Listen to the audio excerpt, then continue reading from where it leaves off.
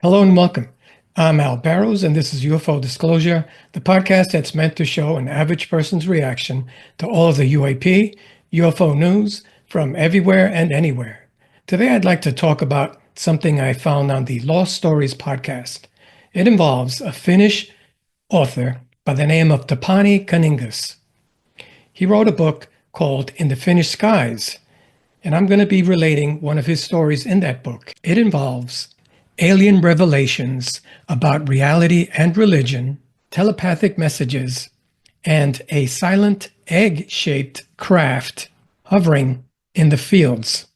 That's right, an egg-shaped craft that was sleek, metallic, white, like the one that Jake Barber, who was on News Nation recently being interviewed by Ross Coulhart, an egg-shaped craft like what was featured during that interview. But this happened in Finland decades before Jake Barber describing an egg-shaped craft. But in that interview, there was a description of pretty much the same type of craft that's involved in this story that I'm about to relate. And a lot of critics have been quick to call this information about the egg-shaped craft misinformation. Skeptics say it's a classified vacuum pressure drone, next-gen tech designed for extreme maneuverability. Maybe it all comes down to being experimental military hardware. But you got to ask yourself, where does the inspiration come from when sightings of egg-shaped crafts date back decades, like in the story I'm about to relate?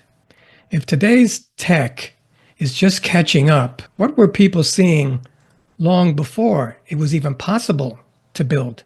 Because why elliptically egg-like crafts? Why design a craft or a drone in that shape? Aerodynamics, stealth, or something else entirely?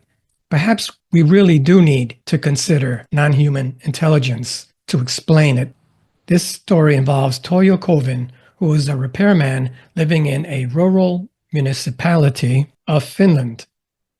And he was one of Finland's contactees and one of the few that dared to speak openly about it. Okay, so this incident happened in 1969 in Finland. In the summer of 1969, he had his first major incident. Toyo's wife had left for her night shift. Toyo went outside. It was sometime between 11 and 12 in the evening.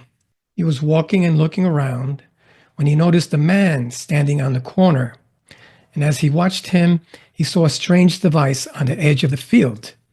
Then he looked at the man again, and suddenly he recognized his face. He looked exactly like the Finn comedian M.D. Kusla. He thought it must be some sort of prank and it was some sort of hidden camera. So he greeted him, and the man greeted him back.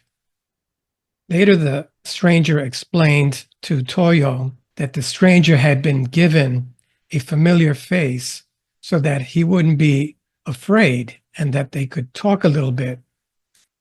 Then Toyo asked him how he got the egg-shaped craft behind his house because he didn't hear any noise at all. And the man responded that even if they tore down his house, there would be no noise. Somehow they'd be able to keep him from hearing any noise at all. Then suddenly, the man was no longer standing in front of him. He had moved almost instantly over to the craft. It was as if a section of the egg-shaped shift had been cut away, creating an opening. And from within, beings emerged. They said, "Do you want to come along?" And at that moment, shock hit Toyo so hard that his knees nearly gave out. He turned around and said, "No, go away," because he was sure that he was about to be swept up into something massive, like getting caught in a whirlwind, spun out of control, and thrown straight into the unknown. And he wanted no part of it. They told him they'd return, just in another way. As for the craft, he described it as almost like an egg, smooth, rounded, and featureless, except for some raised areas, almost like bolt heads, about 3 millimeters wide. or 0.11 inches, and they were arranged in a precise systematic pattern. He estimated it to be about 15 meters across or 49 feet across. And he said he saw it from roughly 10 meters away or 32 feet away. He didn't notice any kind of support structures, but a section on the side was missing. He assumed it was a sliding door. That's where the three figures appeared. Two of them were unfamiliar, but the third was the same one he had seen before. Then, in his own words, "So yeah, I was shaken, left the scene, and felt very strange, wondering what on earth was going on." And a couple of weeks later, on a Sunday, the strange humanoid appeared again, walking around in Toyo Kennen's yard, just as it had the first time. He immediately said, "Is this where you keep showing up?" He thought this time he would keep his composure. He tried not to be startled and braced himself. He was completely determined not to flinch. He wasn't sure what kind of strange thing he was dealing with. So he thought now he was going to see what this humanoid was really about. The humanoid didn't touch Toyo, but he came very close and asked him, "Are you afraid?" Toyo said, "I am not afraid." But how is this possible? The humanoid said that he couldn't explain it because Toyo wouldn't understand. Toyo asked him if there were many of his kind, and the strange humanoid said that there were a few, but Toyo mostly wondered if there were others in Finland who had these encounters. Then the humanoid told Toyo that he'd been followed very actively since he was 17 years old, which sounds like a lot of reports that I've heard where these contactees have been closely monitored since childhood. So Toyo thought that this must be something spiritual. So he asked if the Bible was true. The humanoid said that your Bible has some true aspects, but so much human interference has been mixed in that the good is hard to find. But he did say that there should be some fundamental truths in it. That was the end of that encounter. Then came the third time. Somehow the strange humanoid explained that he wouldn't be coming back once Toyo was freed from this, and that he would become one of them. Not sure what exactly was meant by that he would become one of them. But the humanoid did say that they themselves were just at an intermediate level, and that there was something above them as well. So there's an alien race that's more advanced than these that are visiting Toyo. At that point, the conversation ended. Then one winter, when Toyo's wife's nephew was visiting, the doorbell rang, and he went outside. From about 4 meters above, or approximately 13 feet above, a voice said that they would be coming to meet Toyo.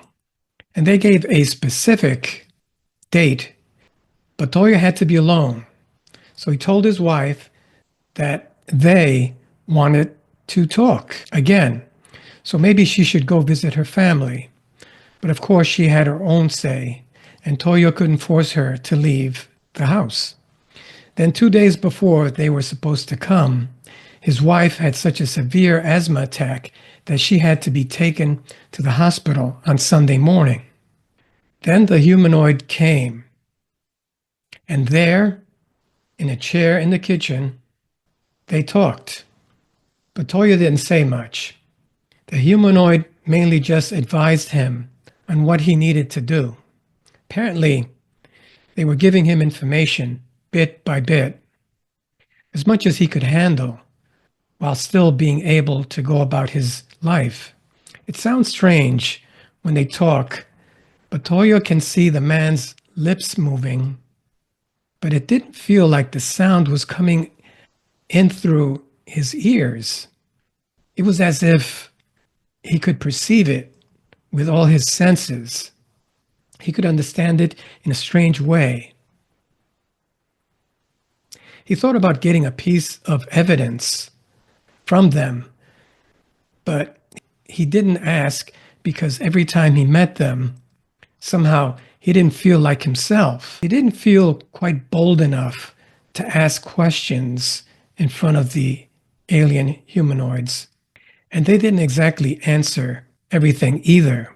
And for some things, they say they will come back to the subject later. He also told Toyo some strange things, including something about that little storage place. Apparently, there's a part of the human body that our doctors still don't fully understand, and there are supposedly 3 types of their devices, or what we would call a UFO. So they have 3 different types of craft, and there's a certain part of the body that our doctors still fully don't understand. Could that be the pineal gland? That's what I'm guessing. But it's good to know that this one alien race has up to 3 different craft. So I guess it's not just the aircraft that this race of aliens have. And the humanoid said that the UFO, or the same object, can apparently be seen in different ways. I wonder if that means that the craft shapeshifts. And one more thing that Toyo asked him, he asked the alien if it would be possible to create visions or hallucinations with drugs. He thought maybe somebody slipped him some LSD. And the humanoid responded that you'll get definitive proof. Toyo asked the alien if it was a sin to smoke cigarettes. And the alien just laughed. He said strongly that religious matters shouldn't be mixed into this, but they do have a connection, or so they claim. Toyo asked if he was allowed to talk openly about his experiences with these aliens. And the extraterrestrial said that he could, but that he should only seek to contact those who genuinely are interested in extraterrestrial matters. He also said, even if people do not believe, if you have the courage, then tell. So he's giving him the green light to tell about his experiences with this extraterrestrial. Then Toyo said that he doesn't really have a position or status to lose. He was just a regular guy. I believe he was a repairman. So he had very little to lose. Whereas other people that maybe have political connections or are in the public eye don't talk about these matters because they could be ostracized, laughed at, made fun of. And the extraterrestrial said that they had existed long before humans. Toyo was asked how he viewed life after he made contact with these aliens. And he said that it had freed him in many ways. It had freed him a lot, and he doesn't fear. He doesn't get startled. Generally, if someone suddenly shouts loudly, or a person might flinch, but he doesn't flinch anymore. He doesn't startle easily anymore. But imagine, after having these extraterrestrials appear out of nowhere, he doesn't have any more fear or anxiety, he said, after these experiences. He said that after those experiences, he finds it more important to develop oneself. Toyo said that it looks like he's connected to them now. He was told by the extraterrestrials that life continues after life on Earth. It was shown things by the extraterrestrials. It was also shown that he had a certain illness, and apparently the extraterrestrials cured him of whatever illness he had. So they gave him a longer life, apparently, according to Toyo. They also gave Toyo the impression that some people on Earth are worthy to go with them. According to the extraterrestrial, this world is the only place where humans have complete free will. How about that? So on other planets, people don't have free will. And Toyo asked the extraterrestrial whether they have free will. And the extraterrestrial said that they are bound by certain principles. Toyo did not understand what restrained them. And they answered that they exist. We come from everywhere. Not sure what that means. So Toyo believes that they're operating on a whole another level. Their communication happens in ways other than physical contact. Quite often, Toyo receives what he calls thought transmissions to this day from the humanoids. These are short, maybe 10 to 15 seconds, image flashes. The images appear on some light-colored surface. Before that happens, Toyo receives a specific sound signal as a cue for the arrival of these images. The humanoid extraterrestrials also told Toyo that because of them, many people have ended up in mental hospitals. They have at times made serious mistakes when establishing contact with humans. I can see that. Having an extraterrestrial all of a sudden appear in your home, it could put somebody over the edge. At least these extraterrestrials are aware of that and they're sensitive to that. So let's wrap this up. In Finland, a simple repairman with no prior interest in UFOs is visited by humanoid-looking extraterrestrials in an egg-shaped craft. Now, this might sound like an old story from back in the day out of Tapani Kaninga's book, UFOs in the Finnish Skies. But decades later, and recently, on News Nation, the journalist Ross Coulhart featured a revealing video of a ET craft retrieval with a craft of striking similarity. It was also egg-shaped. Decades later, the similarities are striking, whether or not we choose to believe the whistleblowers.